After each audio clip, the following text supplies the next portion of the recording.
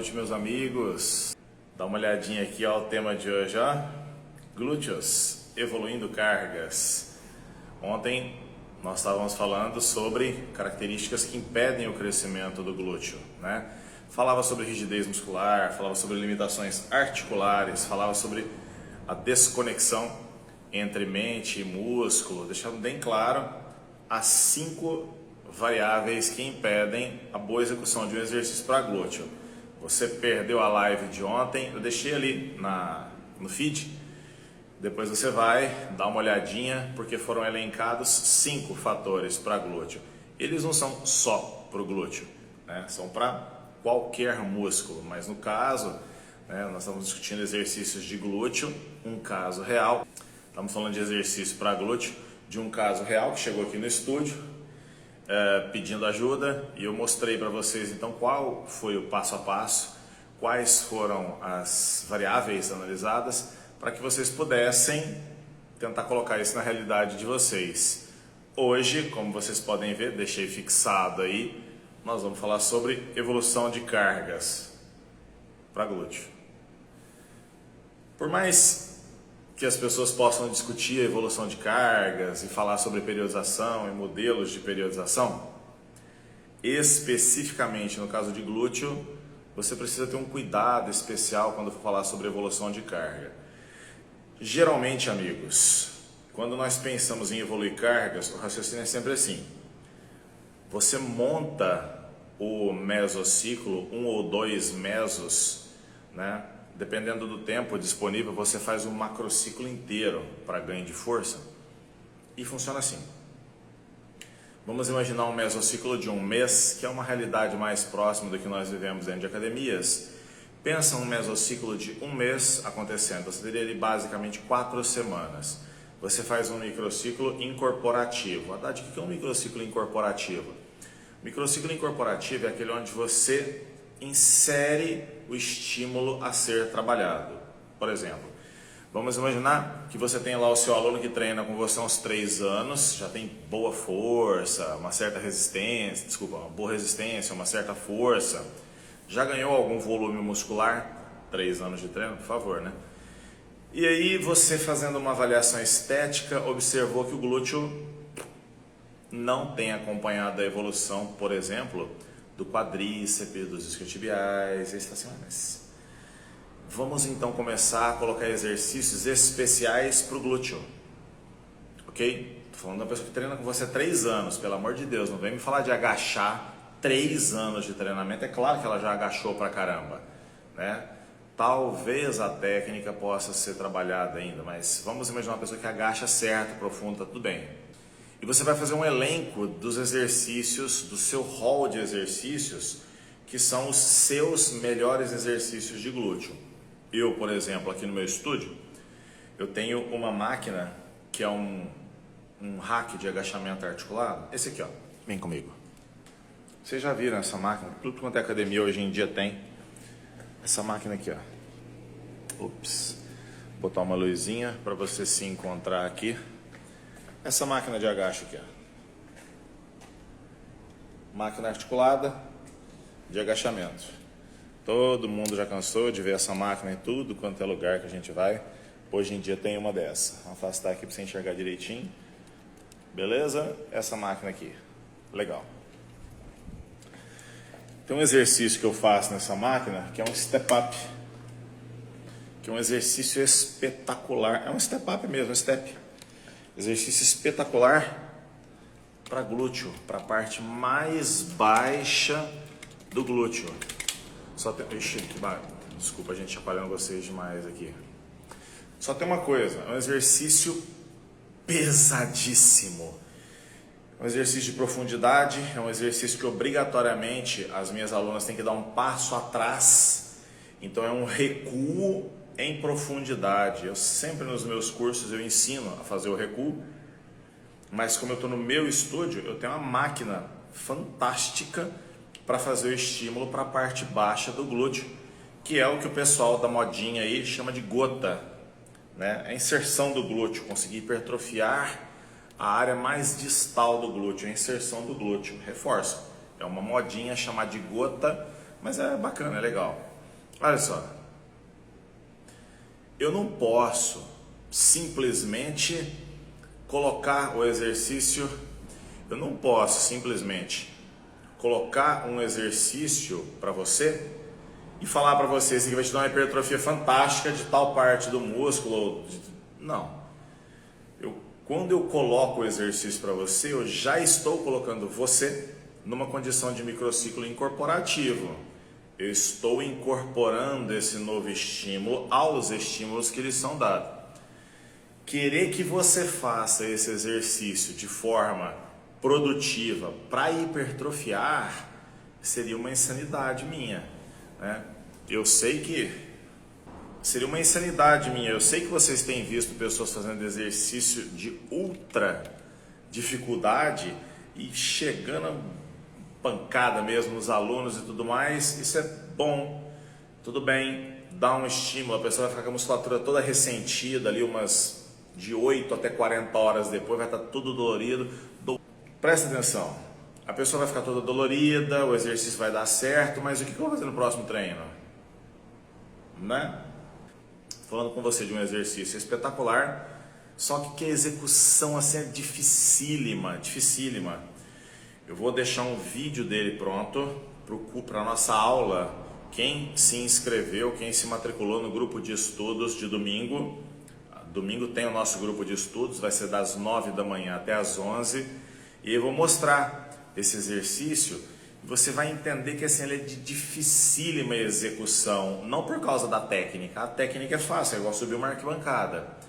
É a força. Tem que ter uma força absurda naquele movimento. Aqui eu tenho pessoas que fazem agachamento com 40 de cada lado, mulheres, né? Com 40 de cada lado, com 30 de cada lado, com 50 de cada lado. O problema é que a hora que chega no exercício step up, feito no hack articulado, aí a conversa muda. Vão ser 2 horas de aula que vai transformar a sua vida. Se você não sabe como é que prescreve exercício para glúteo, relaxa, viu? Segunda-feira seus alunos estão perdidas na sua mão.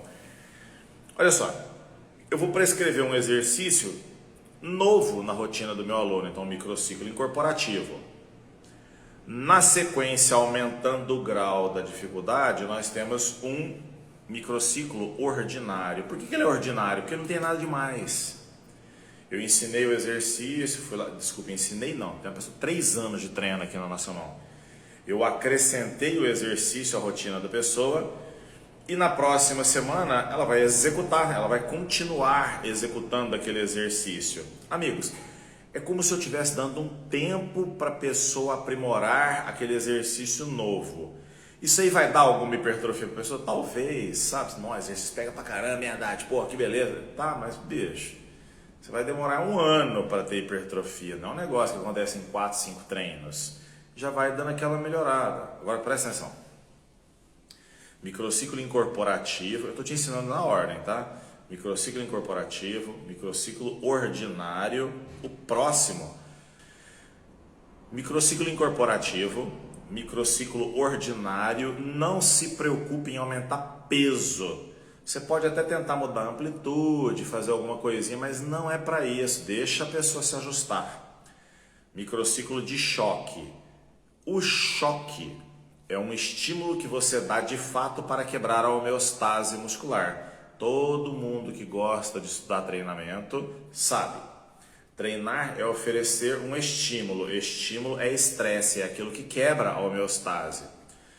Você pode quebrar a homeostase em direção à força, eu não recomendo isso não.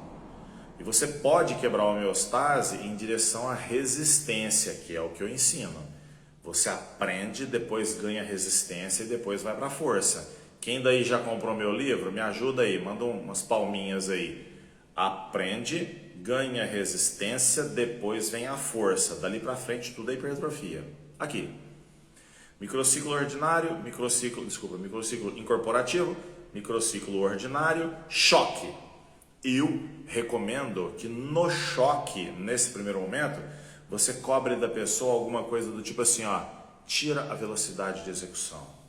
Eu quero que você desça em 1, 2, 3 e suba explosivo. Pronto, já mexeu pra caramba na intensidade. Eu quero que você faça 15 vezes ao invés de 8. Eu quero que você desça, segure 1, 2 e depois suba. Vocês estão entendendo? Eu não pus peso ainda. Eu estou dando um choque na musculatura, vai arrebentar com a musculatura, mas eu estou indo pela resistência. Eu fiz mais devagar, eu pus uma isometria, eu coloquei mais repetições. Estamos juntos? Ok. Presta atenção. Microciclo incorporativo. Eu incorporei aquele exercício à rotina. Microciclo ordinário, ele está tendo um tempo para ajustes necessários acontecerem. Microciclo de choque, estímulo forte. Após um microciclo de choque, obrigatório, microciclo regenerativo. Então você foi lá e deu uma semana daquele exercício assim, arrancando pelo da pessoa, arrancando pelo. Próxima semana, bora lá, faz 3 de 10 aí com descansos livres. Oh, mas aí é teta, é moleza. Fechou. Aproveita. Enquanto está fácil, aproveita, porque a hora que for difícil eu tenho que fazer também. Percebeu? Tá nos dedos aqui, ó. Incorporativo é o mais fraquinho, o ordinário, choque, regenerativo. Fechou? Excelente. Excelente. A partir disso é que você começa a raciocinar o aumento de cargas. Agora, eu estava falando para vocês ontem sobre o que é que pode estar faltando no treino daquela pessoa que não hipertrofia glúteo. Puxa pela memória tudo que foi falado ontem. Eu falei 5 coisas que impedem o crescimento muscular. 5 coisas que vão impedir o crescimento muscular. Só que veja, eu falei para você que a pessoa tinha encurtamento muscular, eu falei para você que a pessoa tinha limitações articulares, eu falei para você que a pessoa não fazia picos de contração porque os antagonistas estavam atrapalhando. Eu falei para você que a pessoa não tinha mind-muscle connection, conexão mente-músculo. Tá. Agora não, eu tô te falando de uma pessoa que tem 3 anos de treino com você. Em 3 anos, essas coisas aí normalmente já deixaram de interferir tanto. Então, você precisa agora evoluir carga. Agora vem comigo, preste bastante atenção. A aula de hoje, a reunião de hoje é sobre evoluindo cargas. Agora, a ideia é que precisamos evoluir cargas. E aí, amigos, eu quero chamar vocês para uma discussão que ela é muito importante. Todas as vezes que se fala em evolução de carga, o pessoal dá como exemplo o agacho, o leg press. Peraí, raciocina comigo. Agacho e leg press são exercícios básicos, exercícios de força. Beleza, tranquilo. Agora, eu queria convidar você para uma linha de raciocínio bacana. Como eu estava montando a aula de domingo esses dias todos, eu tinha separado algumas imagens bem legais, assim, que iam ser importantes para o entendimento de vocês em relação à execução e muita coisa. Deixa eu ver se eu acho isso aqui para vocês, para facilitar a vida. Pessoa que acha que está ensinando a outra a fazer um agachamento búlgaro. Bom, tá completamente errado esse exercício. Tudo errado, né? Esse aqui não é o agachamento búlgaro, né? Tem nada a ver com o Bulgarian Squat. Esse aqui está mais próximo do Bulgarian Squat. A perna de trás, desculpa, o joelho da perna de trás flexionado, tá certinho. E aqui a posição final, joelho da perna da frente estendido. Então, esse exercício que esse está mostrando aqui para vocês, isso que não é um exercício que executa parecido com isso, já está tudo errado, não vai obter os resultados que eu estou tentando lhes mostrar, ok? Então, tem mais artigos aqui, depois a gente volta e vai falar de artigos. Então, vamos entender o seguinte. Na posição que eu mostrei para você, para quem não sabia o que era o agachamento búlgaro, né? O búlgaro é o agachamento unipodal. Entenda, meu amigo, o ponto crítico do exercício búlgaro, do agachamento búlgaro, o ponto crítico desse exercício é quando o participante está lá embaixo, joelho flexionado, tá? Quando você está na posição final dele, quando você está em pé, lá em cima, seu joelho da perna da frente está estendido. Acabei de mostrar a foto disso para você. Se a pessoa usa o búlgaro para aumentar as cargas, se usa o agachamento convencional, básico, se usa o leg press, tudo isso para ir aumentando carga, para o glúteo você não fez grande coisa não. Se eu usar leg press para treinar a força, qual é o momento que eu vou fazer mais força? Com o leg press em cima ou leg press embaixo? Se eu usar o agachamento para treinar a força, qual é o momento que eu vou fazer mais força? O corpo em cima ou o corpo lá embaixo? Se eu fizer o búlgaro para aumentar a minha força, eu vou fazer muita força quando eu estiver lá em cima ou quando eu estiver lá embaixo? Para as 3 perguntas que eu te fiz, a resposta é sempre lá embaixo. Quadril flexionado, joelho flexionado. Quadril flexionado, o glúteo está alongado. Joelho flexionado, o quadríceps está alongado. E aí eu viro para você e falo assim, ficou faltando, lembra da aula de ontem, eu falei que você precisa ter picos de contração.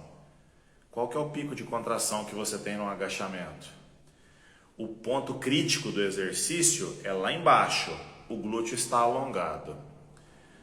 Leg press, o ponto crítico é quando a plataforma está lá embaixo, o glúteo está alongado, ele está numa contração excêntrica. Eu não estou oferecendo para o meu aluno contração concêntrica máxima. Faz muita força na subida? Lógico, é todo mundo que treina, todo mundo sabe.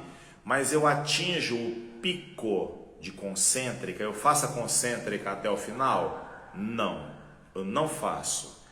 E aí eu estou falando essa semana com vocês sobre glúteo. Por quê? Porque domingo tem aula de glúteo no nosso grupo de estudos. Vai lá na bio e se inscreva.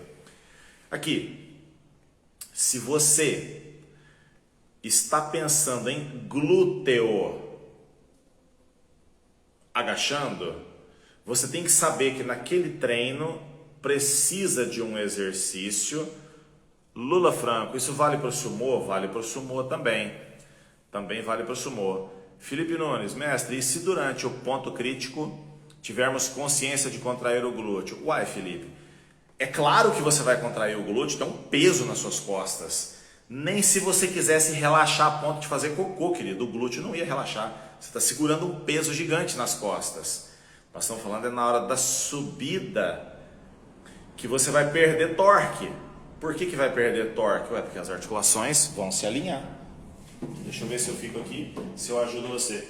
Você está lá embaixo, glúteo todo contraído, aí chegou aqui em cima, acabou. O pico de contração desapareceu. Você pode contrair voluntariamente o bumbum? Pode. Mas fato é que você não está tendo pico de concêntrica. O pico da concêntrica para o glúteo só existe em exercícios onde o ponto mais difícil acontece na concêntrica. Elevação pélvica unilateral, coice, caneleira, são os exercícios que você faz muita força encurtando o seu glúteo. Domingo na aula, Neto, apertando o calcanhar na subida. Não, Neto, isso não muda nada nas alavancas. O seu fêmur vai continuar do mesmo tamanho, a tíbia continua do mesmo tamanho, a pelve continua da mesma largura. Apertar o calcanhar é a técnica correta para você não projetar o seu tronco para frente. Então você aperta o calcanhar no chão, tudo fica alinhado. Mas isso não aumenta a ação do glúteo. Nada vai fazer aumentar a ação concêntrica do glúteo por uma simples razão.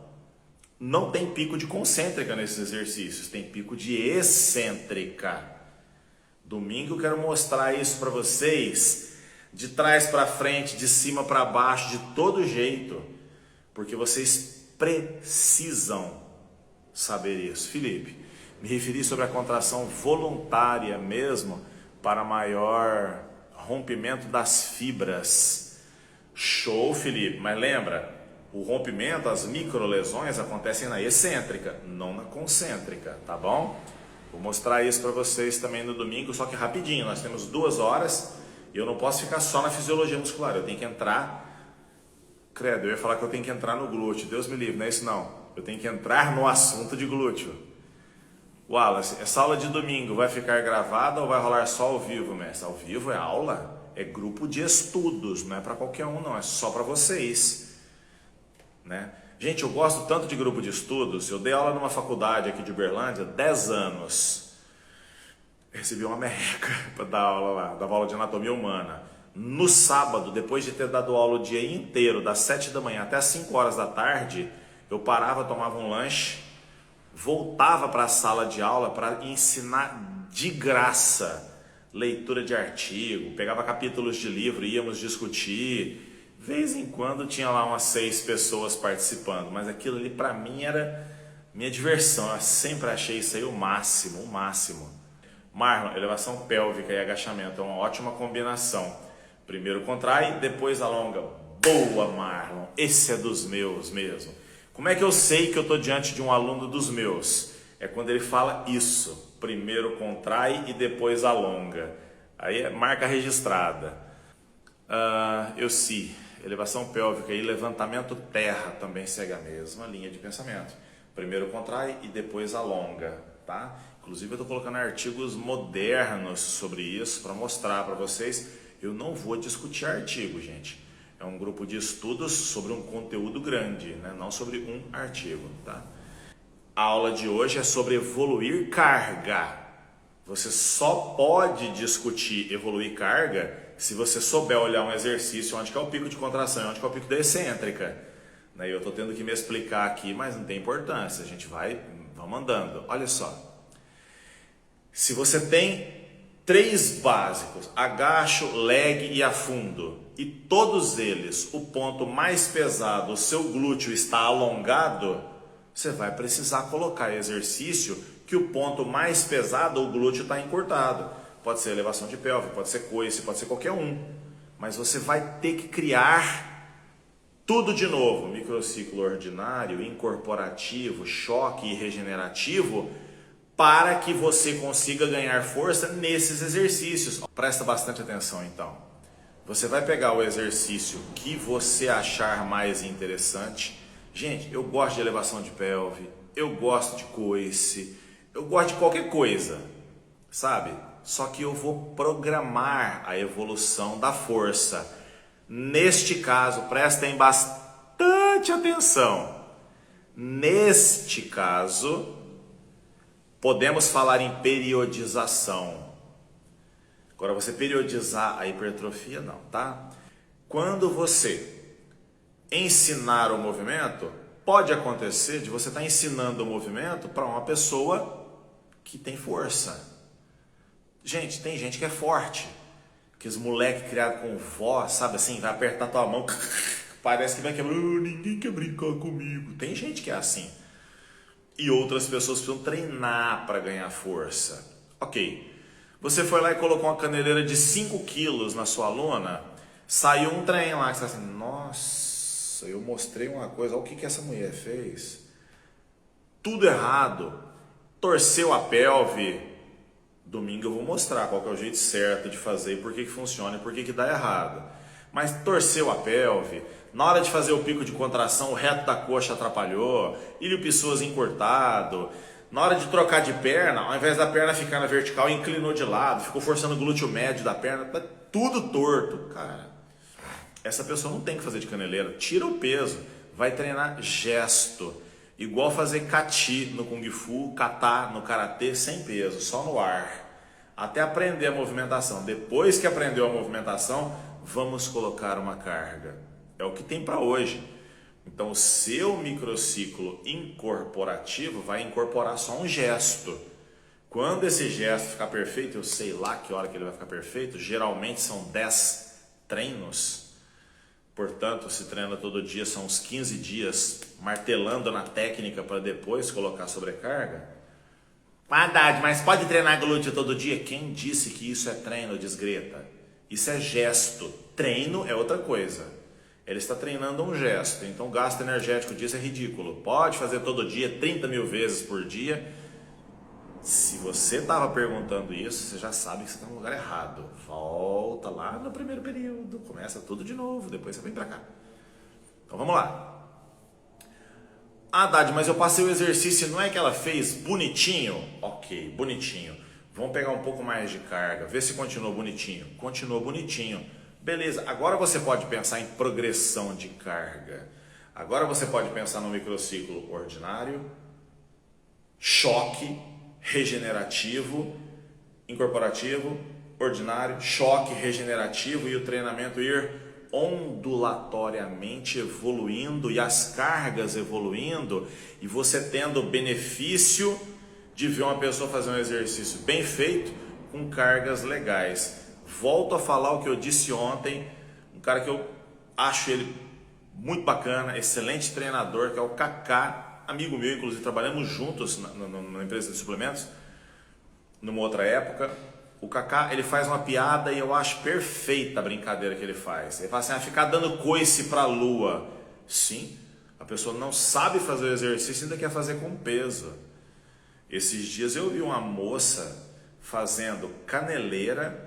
Ô, gente, sem mentira nenhuma, tinha 2 caneleiras de 10 quilos na perna da menina, tinha 20 quilos na perna dela e estava perfeito o exercício.